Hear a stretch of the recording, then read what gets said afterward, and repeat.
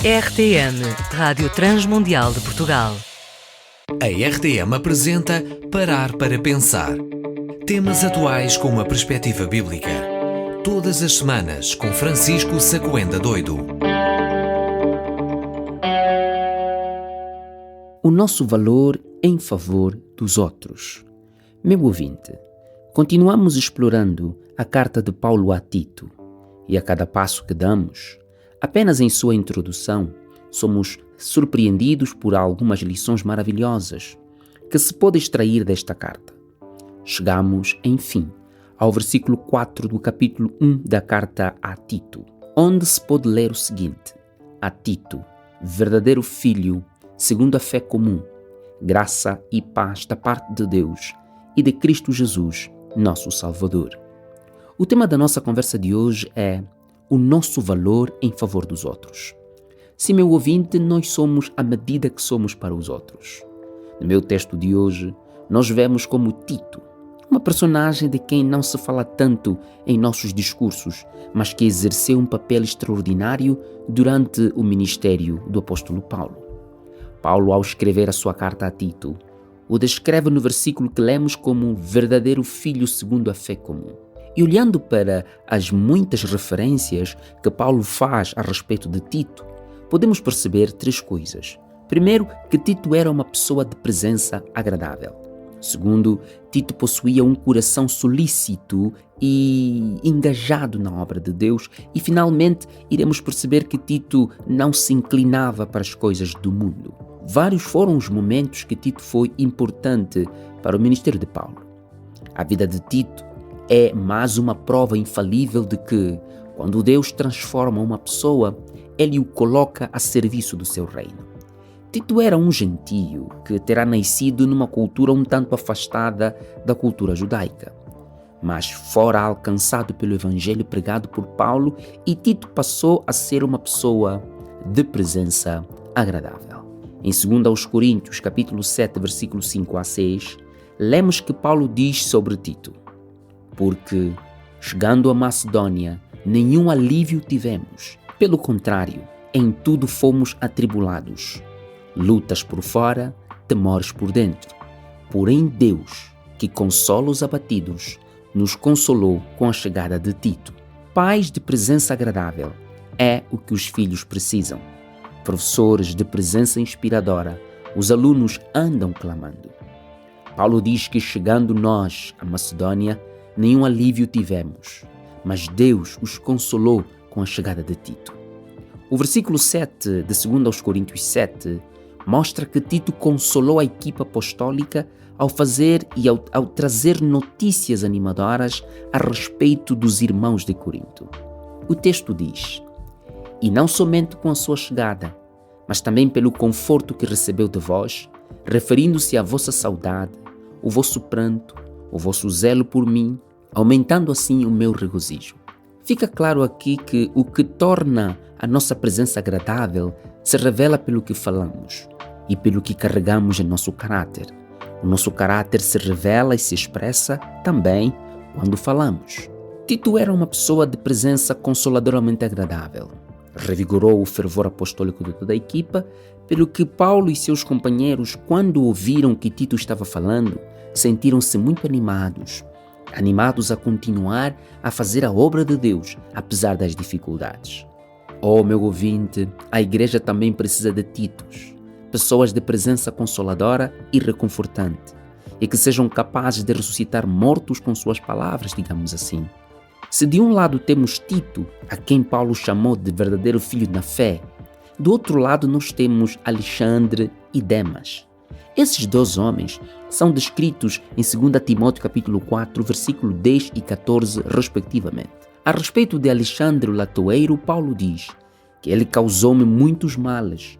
O Senhor lhe dará a paga segundo as suas obras. Quanto a Demas, é dito no versículo 10 que Demas, tendo amado o presente século, me abandonou. Alexandres e Demas andam espalhados nas igrejas, procurando aborrecer a fé dos servos de Deus, minando congregações inteiras, inventando mentiras por amor aos cargos. Cargos passaram a ser mais gloriosos do que o céu. Cargos, posições, manutenção de poder estão fazendo de muitas igrejas local predileto para doenças emocionais, intrigas familiares e perseguição. Deus precisa trazer mais Titos para a igreja, enquanto oramos para que os Alexandres e os Demas se possam converter.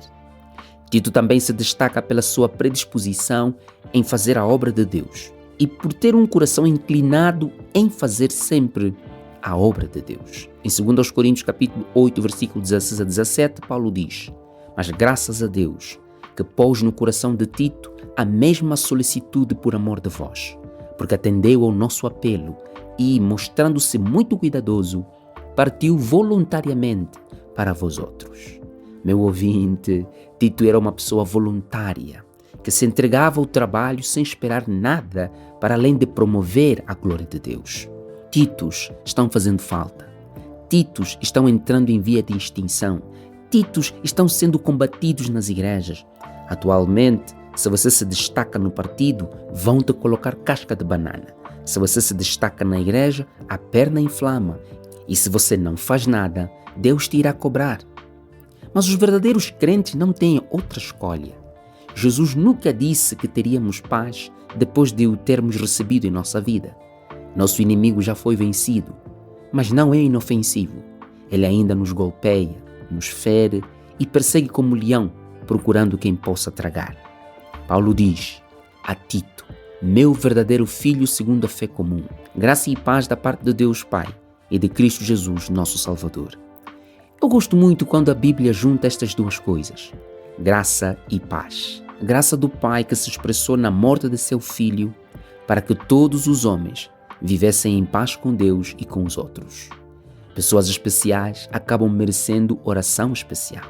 Existem pessoas que, pela sua bondade, pureza de caráter, são merecedoras da mais poderosa intercessão. Na minha pequena jornada pastoral de 13 anos, já ouvi muita coisa. E uma delas que sempre me lembro é que, a certa altura, as pessoas estavam a reclamar que, em alguns óbitos, a igreja parecia ficar cheia e noutros nem tanto. Então, alguns membros estavam a acusar a igreja de separatismo. Então, certo dia, eu li um provérbio iumbundo que aumentou muito a confusão sobre o assunto. Akulon ati, walia, walimilangambau kwambatelako elie. Então você comeu e não deu de comer à pessoa que está a ajudar a levar a carga ou a sua bagagem? Quem te vai ajudar na hora de a carregar? Sim, essa palavra é para ti mesmo. Sim, Alexandre Latoeiro. Sim, para ti mesmo, Demas. Você que fugiu para a Dalmácia. Saiba que, enquanto você continuar se afastando de seus irmãos na fé, haverá um dia que a sua vaidade não te servirá para nada e até a tua sombra te abandonará. Você que fica todos os domingos em casa, achando que basta levar a família à igreja é o suficiente.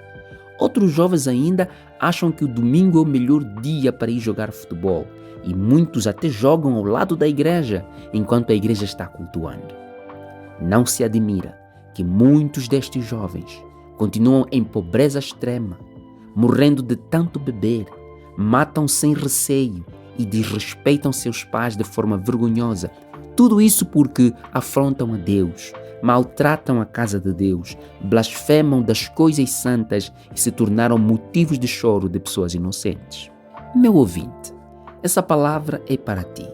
Sente, pare e faça a sua presença valer um sorriso, a sua ausência uma saudade, e Cristo, o Senhor do seu coração, antes que a noite chegue e ninguém mais pode trabalhar.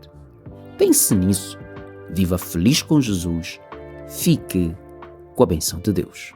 Apresentamos Parar para Pensar, um programa semanal com Francisco Sacoenda Doido. Este conteúdo está disponível nas principais plataformas digitais. RTM. Conhece todos os nossos programas em rtmportugal.org. Uma produção da Rádio Transmundial de Portugal.